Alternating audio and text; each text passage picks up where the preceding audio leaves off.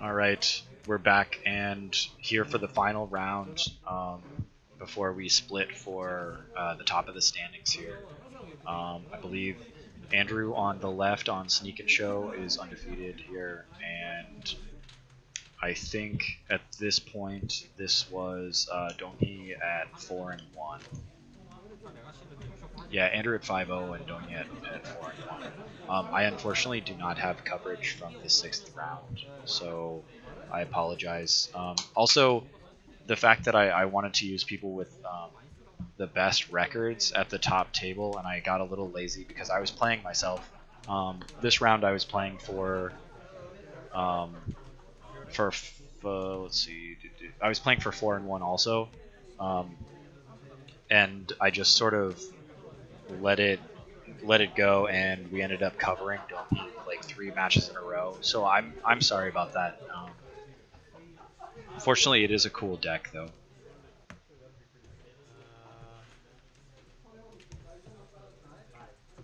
Andrew is going to lead on a volcanic island, which I assume will probably get wastelanded. That is not safe here. He typically fetches for basics very quickly in the beginning of the game, but it looks like either he had an abundance of lands or he, what do you call it? He had an abundance of lands or a lack of fetch lands.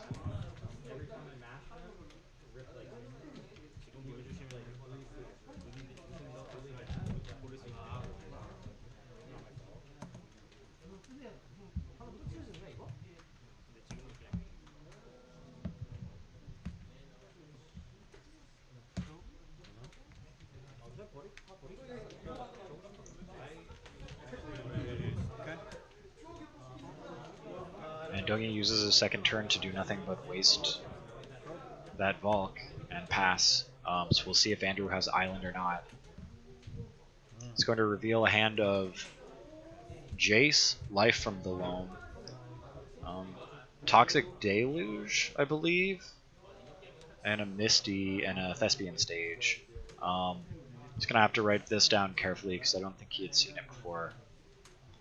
I believe he's played against it multiple times now because I picked up the deck also. And this hand with Toxic Deluge against Sneak and Show, match 1, game 1, is pretty upsetting. For the guy on the right, that is.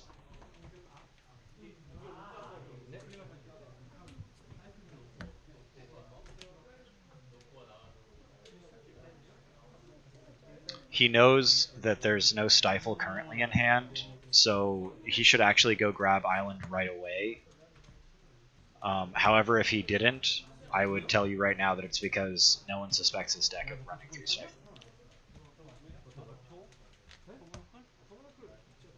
And he's going to fetch now. Not sure if that was on purpose. Not sure if he was playing around it or not. He might just be getting Island in order to play something right now and just happened to catch the Bug Depths player with no Stifle in hand.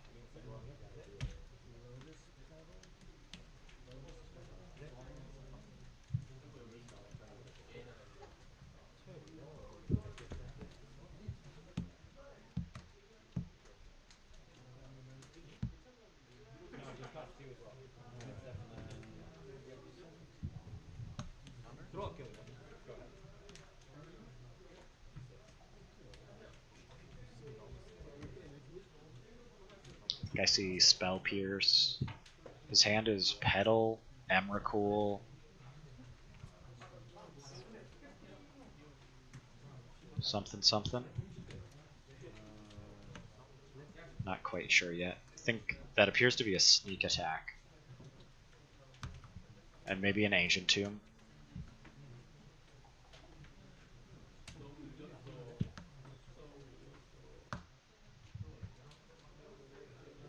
Those are the impressions from the very small cards I can see from over here.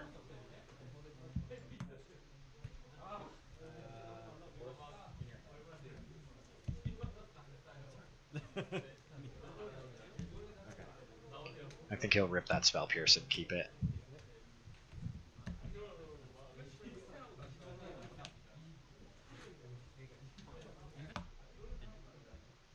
In order to keep Spell Pierce up, he's going to play his Petal out.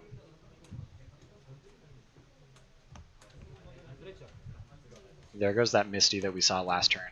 And it appears that Donghi has drawn a Baleful Strix. Baleful Strix does tussle pretty well with an Emrakul, but it's not plan A.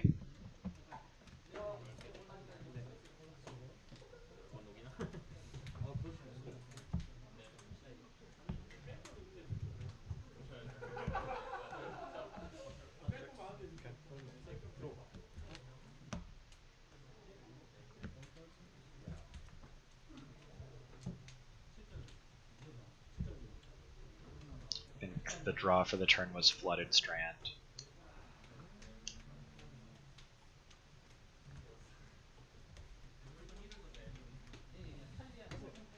So if there is a show and tell here, he can show with Pierce backup if he plays the Ancient Tomb here. He could also lead on Brainstorm. Okay, so no Ancient Tomb yet.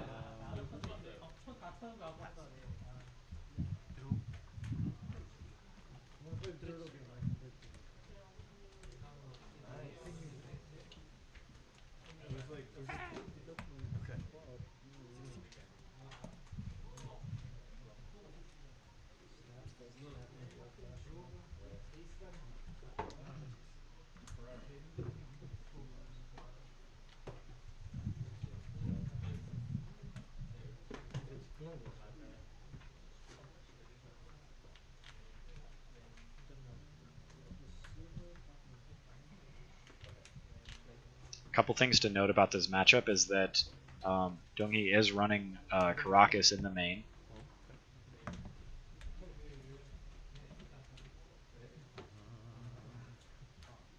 He also, in a bad point, only has 3 Force of Wills and is very light on any other counter magic. I believe there's actually none. And the deck is pretty stocked full of mediocre cards like 1 Maelstrom Pulse, 1 Pernicious Deed, 1 Toxic Deluge, 2 Life from the Loam, and a bunch of utility lands that actually do nothing, like the Cabal Pit and Bajuka Bog. And Andrew will end this with an end step Brainstorm. Go into his next turn with a bit more gas.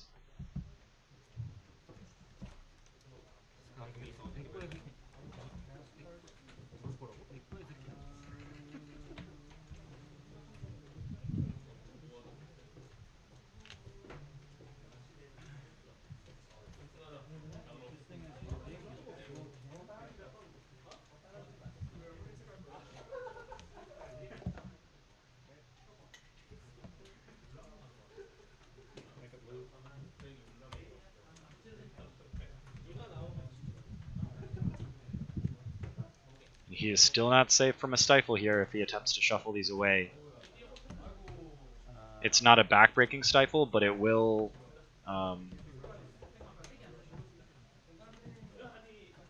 I see. Okay, so the Life from the Loam brought Donghi up to 8 cards. So yeah, so the turn is over. Thank you. Right. So it appears that he did want to fetch, so now we're still not sure if a Stifle is possible or not. Going for the upkeep fetch is fine, but I guess the top card he left was not super bad.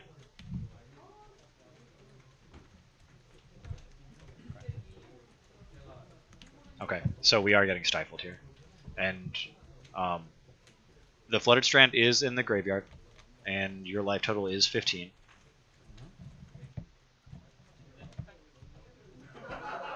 So Underground Sea appears first, and then a Stifle.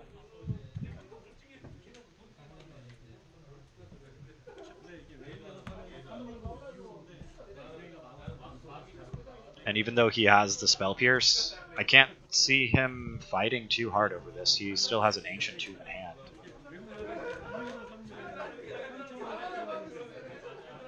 Unless he feels like he has way more resources to work with than his opponent, I feel like you can probably let this one go.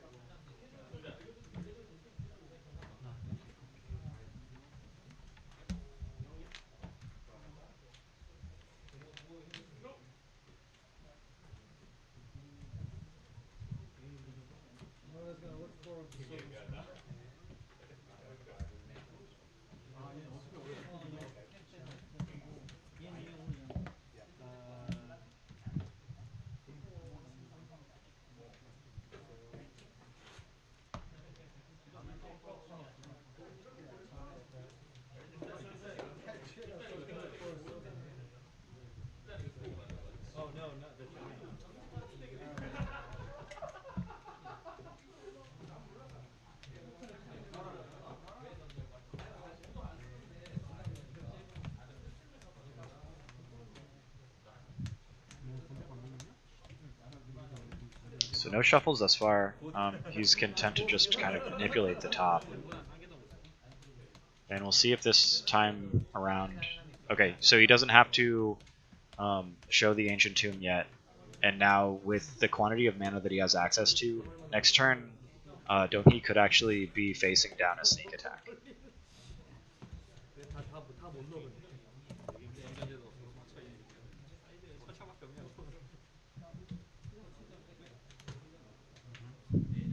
And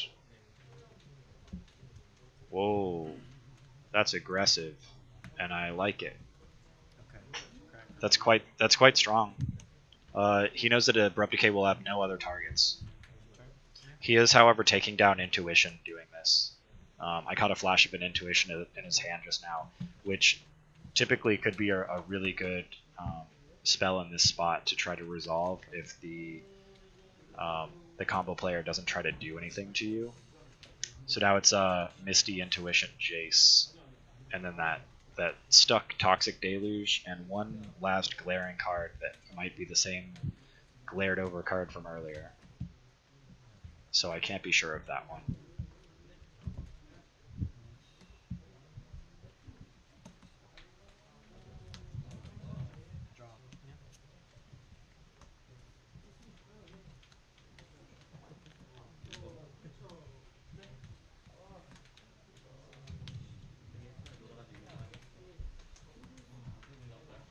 And now with just the access to the basics, it's going to be hard for him to try to resolve Show and Tell with a Pierce backup, but he doesn't need it because he already checked.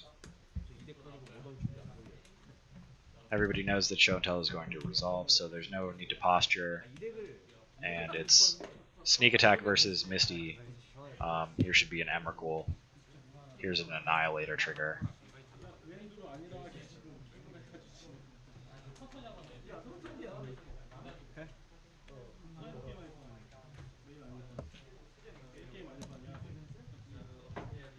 Oh, I see. Because...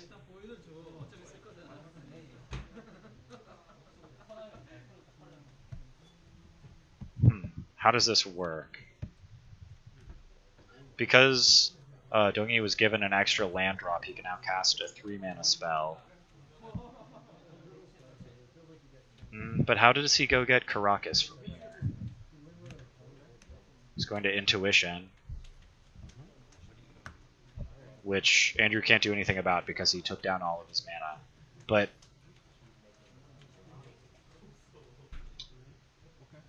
what could he possibly get?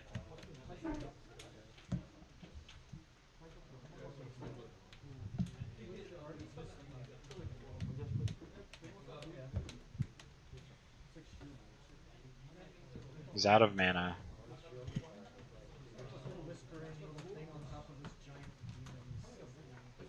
I guess I see. He's just going to use his mana at the last possible time because the sneak attacked Emrakul is going to disappear and leave him at 1. So, well, fetch lands aren't any good here if you're going to take 15 damage.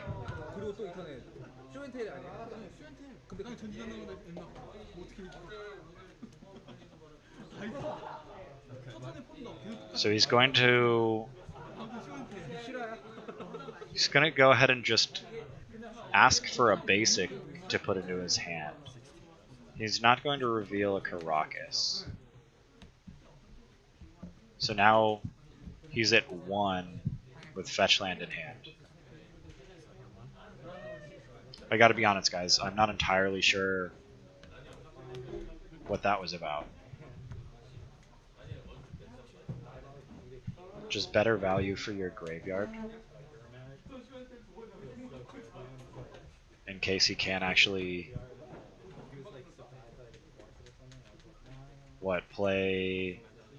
Draw a duel, fade a draw step, draw a duel, life from the loam.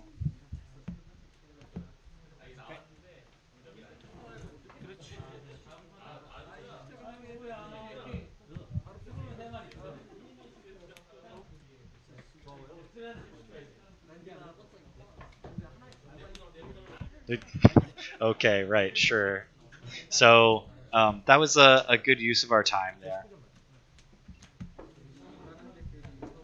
Bug depths on the play.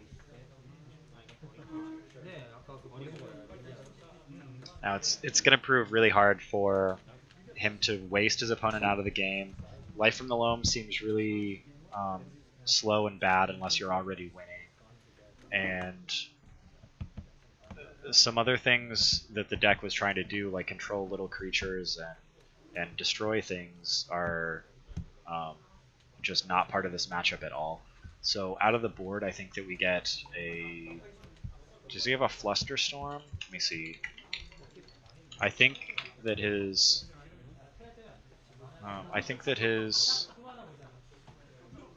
Sorry. I think that his sideboard is pretty close to what the dude at buglands.com runs, but there's probably a little tweak on it every once in a while.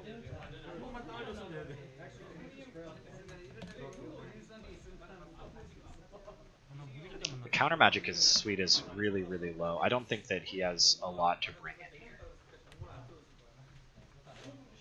Maybe he can rely on his utility lands, try to find Caracas early, and then assemble a Merit Lage combo really fast. Also, Andrew again leading on Volcanic Island. That's quite sketch.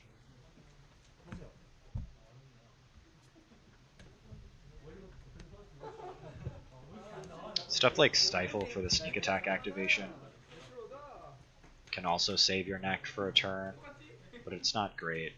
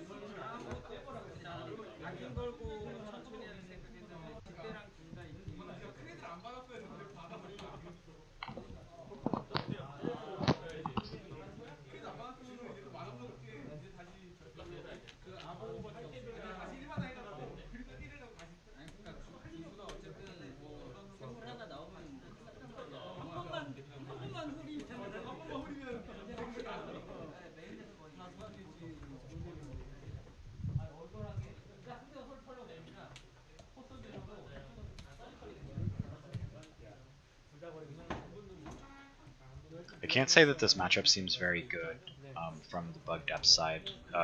It has trouble dealing with repeatable combos, and it can't really waste Andrew out of this game. It could only really waste you if you kept a specific hand and then missed on fetches a bunch, and or maybe it kept Volcanic and a fetch, and then due to some kind of sketchy fetch and land play priority, like you got your Volcanic wasted and then your fetch stifled or something, that could easily end a game. But for the most part, Sneak and Show just has so many basics that it can get early without hurting itself, that the Wastelands are only going to buy you time against Soul Lands.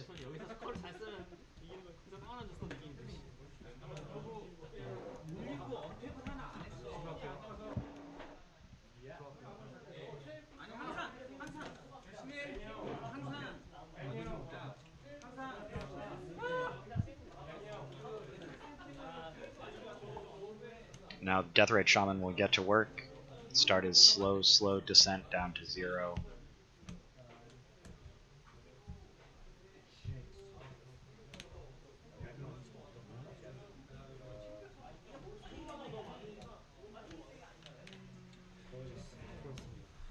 And found a life from the loam.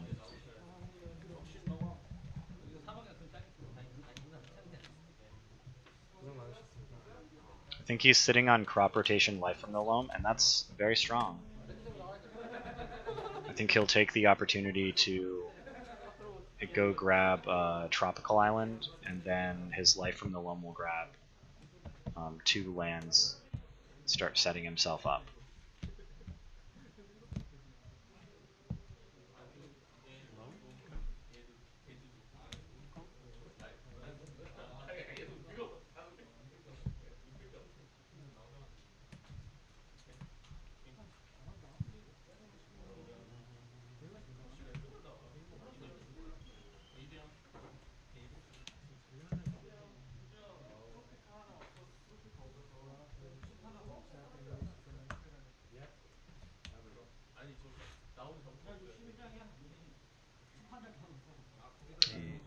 Beautiful non-basics out there, just ready to get wasted. And again, he resolves a game-ending spell without any complaint from Dongi because there's just so little counter magic.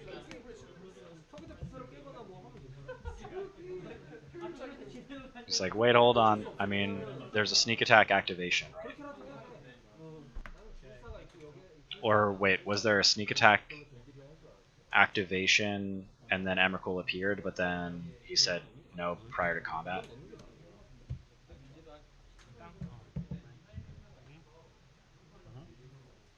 Just make a green. Make a blue. So this will be Caracas, and this is going to save him for exactly 1 turn.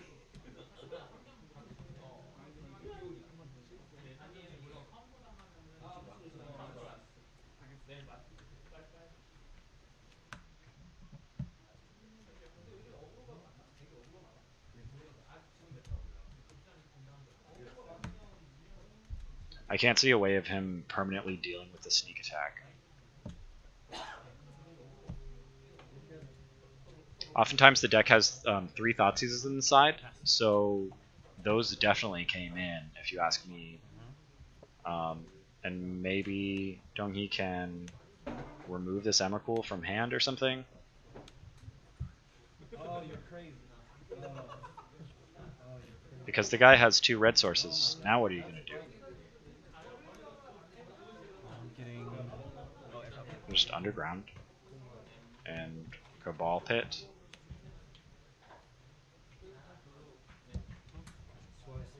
I don't see this working.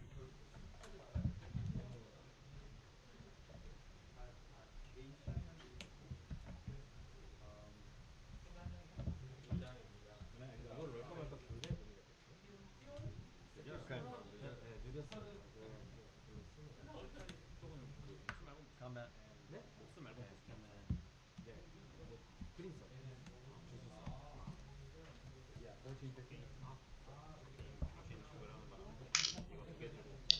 So now what? I understand when people don't scoop to the Annihilator and or going down to very low life and or whatever.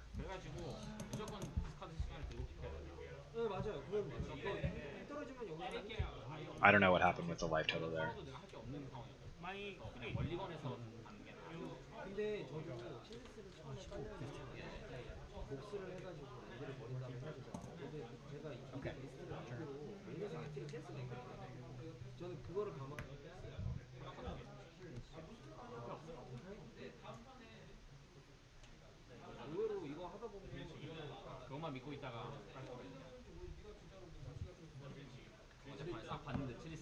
The Emrakul is crushing people, and I don't see the way out, but I will wait. I'll see if he can find his way out of here.